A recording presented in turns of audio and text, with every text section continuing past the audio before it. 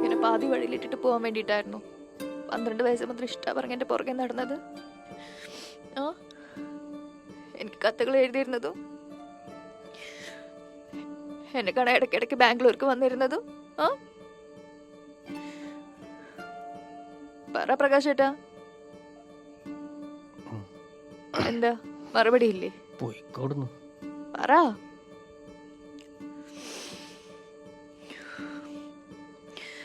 ഇനിയിപ്പോ എന്റെ തടിയാണോ പ്രകാശേട്ടന്റെ പ്രശ്നം? ദേ എനിക്ക് 28 ആയിട്ടോ. ഇനി എപ്പോഴാ നമ്മള് ആ?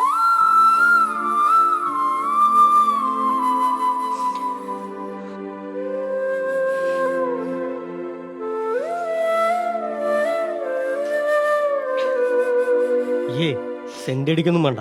ഇപ്പൊ ഈ കാണിച്ച സ്നേഹത്തിന്റെ പകുതി ഒന്ന് കാണിച്ചിരുന്നെങ്കിലേ അത്ര ആൾക്കാരുടെ മുമ്പിൽ കാണാൻ കഴിയായിരുന്നു.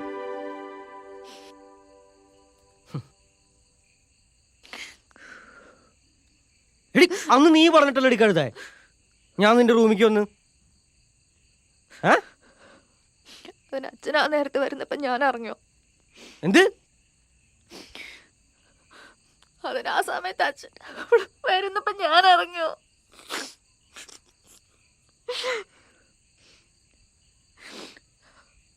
ആ ഓക്കെ, നിനക്കറിയില്ല. നീ പിന്നെ അയാൾക്ക് മുമ്പിൽ എന്നെ തിന്നാട്ട് കൊടുത്തിട്ട് ഓടിയതെന്തിനാ? ഞാൻ പിന്നെ എന്താ ചെയ്യാ, ഞാനങ്ങ് സ്റ്റക്കായി പോയി. നമ്മളവിടെ എന്താ ചെയ്തിരുന്നത് പ്രകാശേട്ടന് അറിയില്ലേ? എന്റെ അറിയില്ലേ. ആ വന ചേച്ചി എന്ന് ചിരിക്കായിരുന്നു. അവര് 2 ആഴ്ച മുമ്പ് കണ്ടപ്പോഴൂടി ചിരിച്ചു. ആക്കിയ ചിരി. അവര് മാത്രം ആ ഭാസ്കർ മാമിന്റെ അമ്മയൊക്കെ ചിരിച്ചു മറിയായിരുന്നു അന്ന്. അതൊന്നും ഈ ജമ്മത്തേക്ക് മറക്കാൻ പറ്റില്ല. ഈ എവിടുന്ന് രക്ഷപ്പെട്ടു? ഞാൻ മാത്രമായി കുറ്റക്കാരൻ. അങ്ങനെ ഞാൻ പറഞ്ഞോ? ഈ പറയണ്ട, പറയേണ്ടത് പറഞ്ഞില്ലല്ലോ.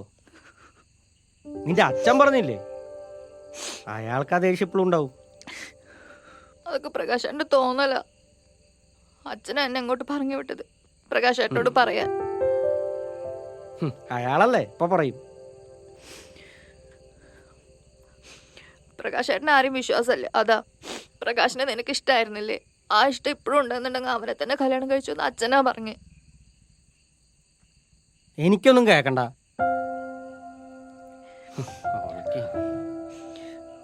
ഒരു പരിചയമില്ലാത്ത ആളെ എനിക്ക് പറ്റില്ല പ്രകാശേട്ടാ. നമ്മളാകുമ്പോ എല്ലാം അറിയില്ലേ? ആ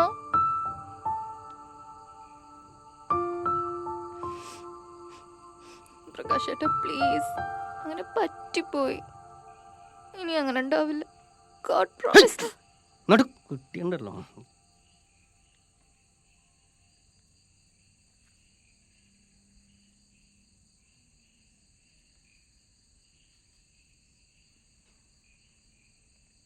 കൊഞ്ചാന്ന് കഥ മര്യാദയ്ക്ക് പോയി കിടന്നുറങ്ങാൻ നോക്ക്.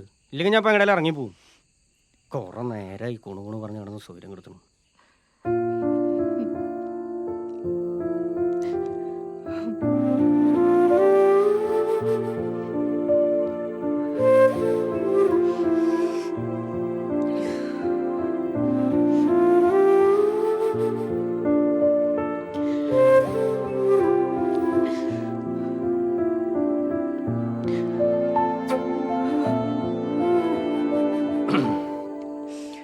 സോറി പ്രകാശേട്ടാ, റിയലി സോറി. 2 വർഷമായില്ലേ, ഇതിനകത്ത് എത്ര വട്ടം ഞാൻ വിളിച്ചിട്ടുണ്ട്, സോറി പറഞ്ഞ് മെസ്സേജ് അയച്ചിട്ടുണ്ട്. ഒന്നിനും പ്രകാശേട്ട റിപ്ലൈ തന്നിട്ടില്ല. ഞാൻ കരുതി പിണക്കം മാറുമെന്ന്. ഇടയ്ക്ക് അമ്മാവന് വയ്യാതെ ഹോസ്പിറ്റലായപ്പോൾ അതിൻ്റെ ടെൻഷനിലാവുമെന്ന് വിചാരിച്ചു. പക്ഷെ ഇത്രയും വലിയ പിണക്കുണ്ടാവുമെന്ന് ഞാൻ വിചാരിച്ചില്ല. സത്യമായിട്ട് ഞാൻ വിചാരിച്ചില്ല.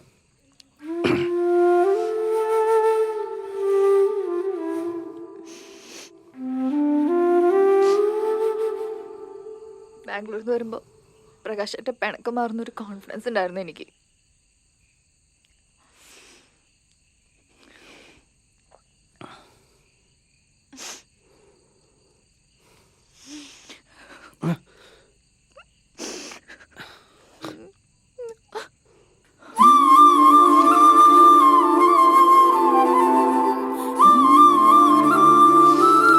നാളെ റെയിൽവേ സ്റ്റേഷനിൽ കൊണ്ടുപോയേക്കണേ. ടിക്കറ്റ് ബുക്ക് ചെയ്തിട്ടില്ല. ഞാൻ 2-3 ദിവസം കഴിഞ്ഞിട്ട് പോകാമെന്ന് വിചാരിച്ചിട്ടുണ്ടായിരുന്നു. സാറില്ല, ശരി എന്നാ, ഗുഡ് നൈറ്റ്.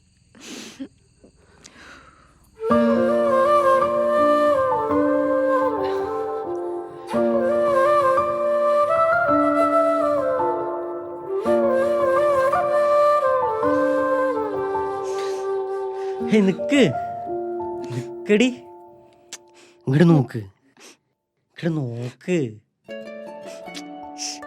ഇവിടെ നോക്കുന്ന്. സത്യമായിട്ടൊക്കെ നല്ല ദേഷ്യം ഉണ്ടായിരുന്നു. നല്ല ദേഷ്യം എന്ന് പറഞ്ഞാൽ നല്ല ദേഷ്യം ഉണ്ടായിരുന്നു. പക്ഷെ ഇപ്പം അത് വേണം. ഇങ്ങോട്ട് നോക്ക്. ഇതിപ്പോ ഞാനാണ് ആവശ്യമില്ലാതെ സീനാക്കിയത്. അതേടി, സത്യമായിട്ടുണ്ട് ദേഷ്യം മാറിയെന്ന്.